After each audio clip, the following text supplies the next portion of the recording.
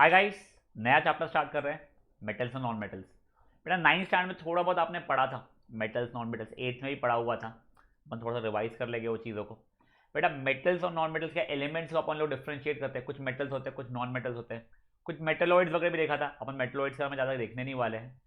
आज का बहुत छोटा सिंपल सा एक इंट्रोडक्टरी सेशन बनाने वाला हूँ। मान लो केमिस्ट्री कुछ भी नहीं भी आता है तो भी चल जाएगा, क्योंकि केमिस्ट्री से ज़्यादा पे फिजिकल प्रॉपर्टीज करने वाले हैं।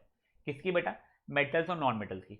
बट देखिए बेटा, ये इतना सा जो टेबल है, तो ये जो टेबल दिख रहा है आप लोगों को, बेटा टेबल आपको वर्ड टू वर्ड रटा हुआ होना चाहिए। मैंने पूछा और आपको फट से आना चाहिए आंसर, वैसा रटा हुआ होना चाहिए बेटा। This table is very important for your what, for metals and non metals की फिजिकल प्रॉपर्टीज। 1 मार्क का क्वेश्चन आने के चांसेस बहुत हाई रहते हैं, बीट योर स्कूल की क्लास टेस्ट हो, कोई ट्यूशन की टेस्ट हो, या फिर बोर्ड्स का एग्जाम हो। यहाँ से 1 मार्क का क्वेश्चन आने के चांसेस बहुत बढ़ जाते हैं, ठीक है। और या तो एमसीक्यू तो इसमें से अगेन आते हैं। चलो ठीक है, देखते हैं। सबसे पहले बेटा मेटल्स नॉन मेटल्स, देखिए आपको मैंने चार्ट जो बनाया मैं आपको जस्ट एक्सप्लेन कर दे रहा हूँ।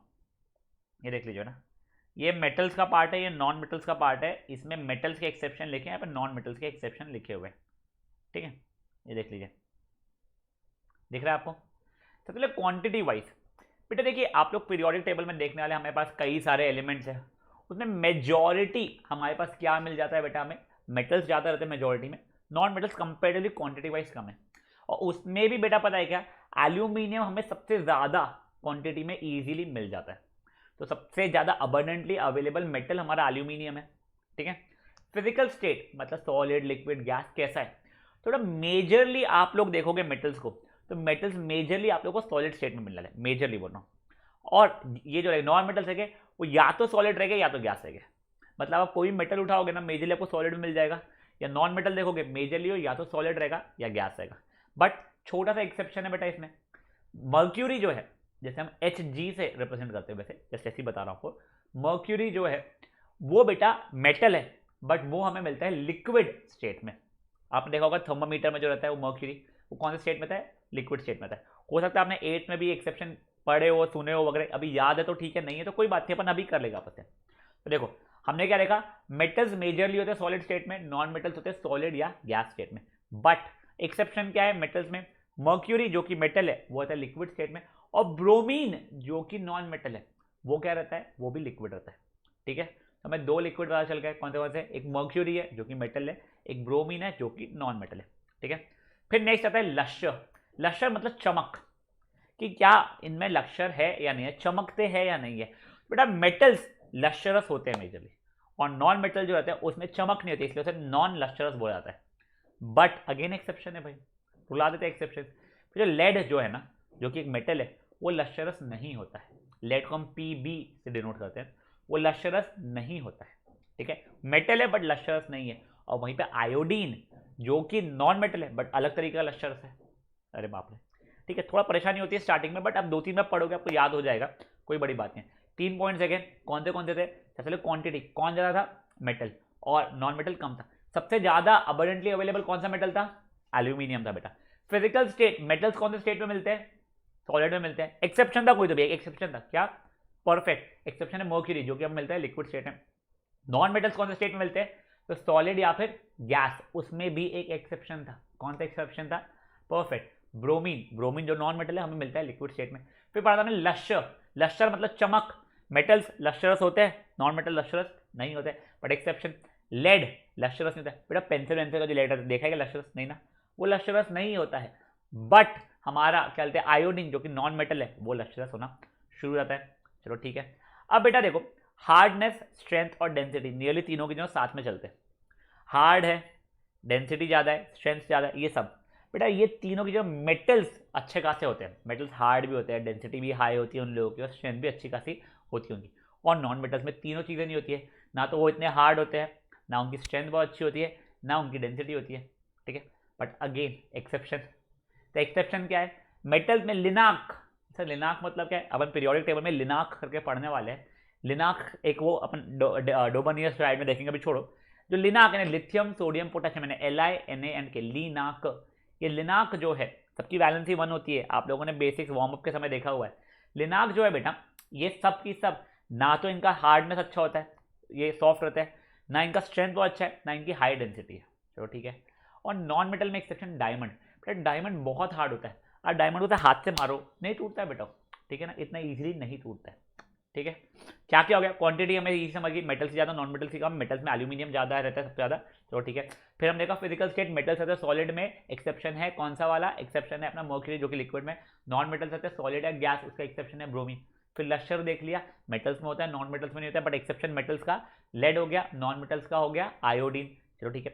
फिर हार्डनेस, स्ट्रेंथ और डेंसिटी तीनों की हाई रहती है मेटल्स में और नॉन मेटल्स में लो रहती है, बट मेटल्स के एक्सेप्शन का लिनाक, तीनों के लिए लिनाक हो गया। और सर इसका नॉन मेटल में डायमंड जैसा स्ट्रेंथ, स्ट्रेंथ नहीं बट हार्डनेस बोला चाहिए, हार्डनेस बहुत ज़्यादा रहता है, चलो ठीक है। बेटा अब देखो मैलिएबिलिटी, मैलिएबिलिटी का मतलब क्या होता है, उसको मार मार के थिन शीट में कन्वर्ट करना, ठीक है, थिन शीट में बिना तोड़े थिन शीट में कन्वर्ट करना पड़ा। तो मेटल्स मैलिएबल होते हैं जबकि नॉन मेटल्स मैलिएबल नहीं होते, आप उसे मारोगे ना, जो सॉलिड है गैस को नहीं, सॉलिड वाले मेटल को टूट जाएगा, ठीक है। यहाँ पे पहले वाला बिना टूटे थिन शीट में कन्वर्ट करना, तो हमारे नॉन मेटल्स होते हैं ब्रिटल।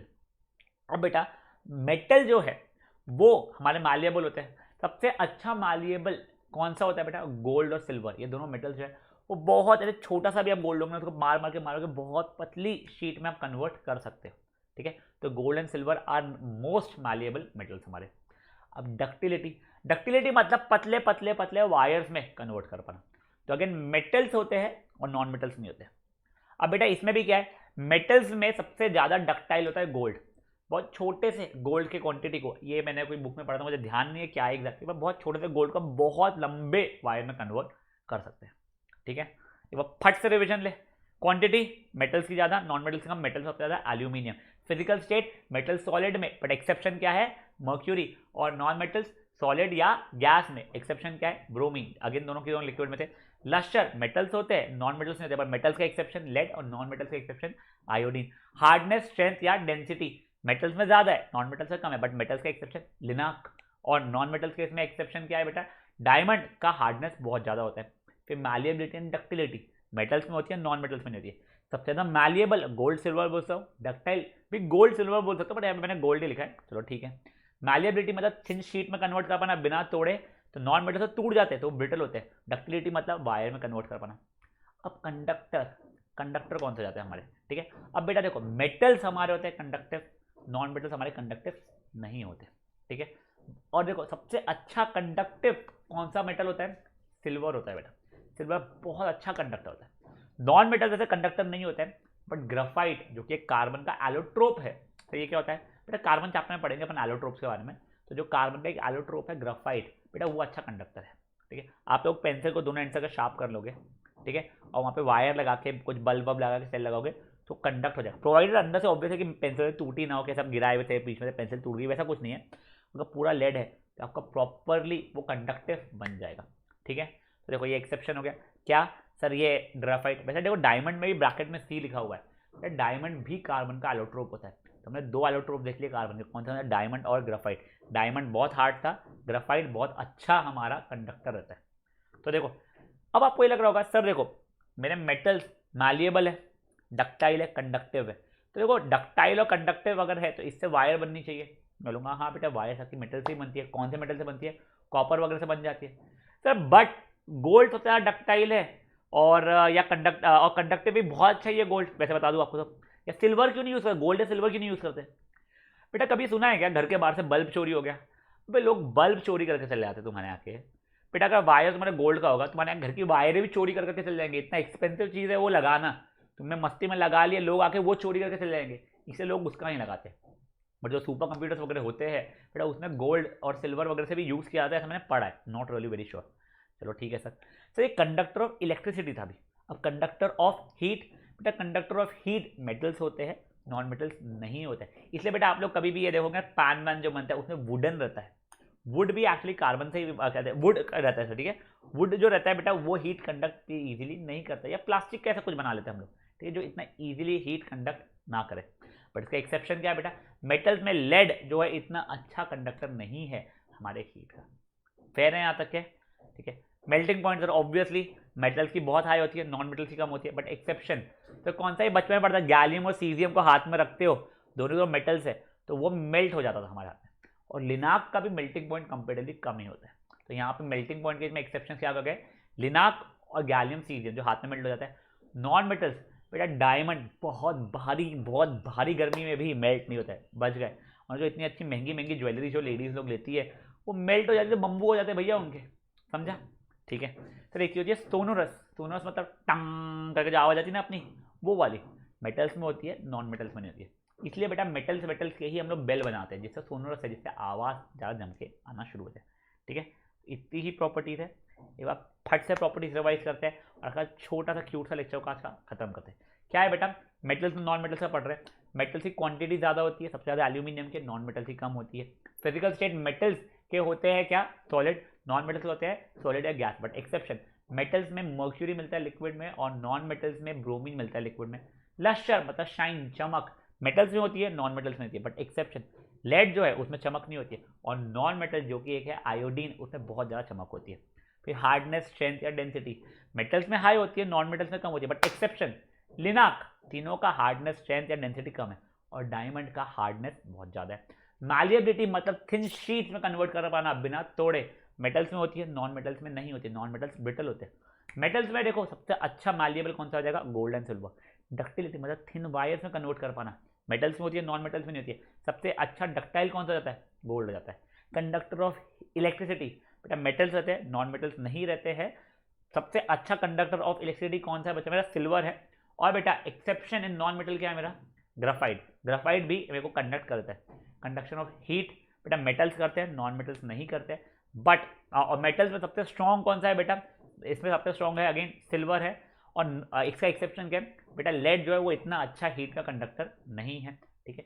मेल्टिंग पॉइंट मेटल्स की बहुत हाई होती है, नॉन मेटल्स की कंपेरेटिवली कम होती है। एक्सेप्शन मेटल्स में हाथ में जो पिघल जाता है, गैलियम एंड सीजियम या फिर लिनाक, और नॉन मेटल्स में डायमंड, डायमंड की मेल्टिंग पॉइंट बहुत हाई होती है। ठीक है, चलो ठीक है। फिर सर सोनोरस, सोनोरस मेटल होते हैं, नॉन मेटल नहीं होते। बेटा देखो मेरे को पढ़ाने में बेरली 12 मिनट लगे, आप देखो रटने में बेरली 5 मिनट लगेगा। आप कोशिश करोगे ना फट सा हो जाएगा, और एक बार रोज आप देख लोगे ना 3 दिन के लिए, आपको पूरा टेबल का इमेज बैठ जाएगा आपके दिमाग में। ठीक है, चलो गाइस यहाँ पे फिजिकल प्रॉपर्टी जो बहुत छोटा सा पार्ट था हमारा वो खत्म करते हैं। नेक्स्ट इसमें जो ज़्यादा इंपॉर्टेंट पार्ट है, जो जहाँ से बच्चों को थोड़ा कंफ्यूजन हो सकता है, क्या है, केमिकल प्रॉपर्टीज, वो स्टार्ट करेंगे। ठीक है, चलिए बाय गाइस।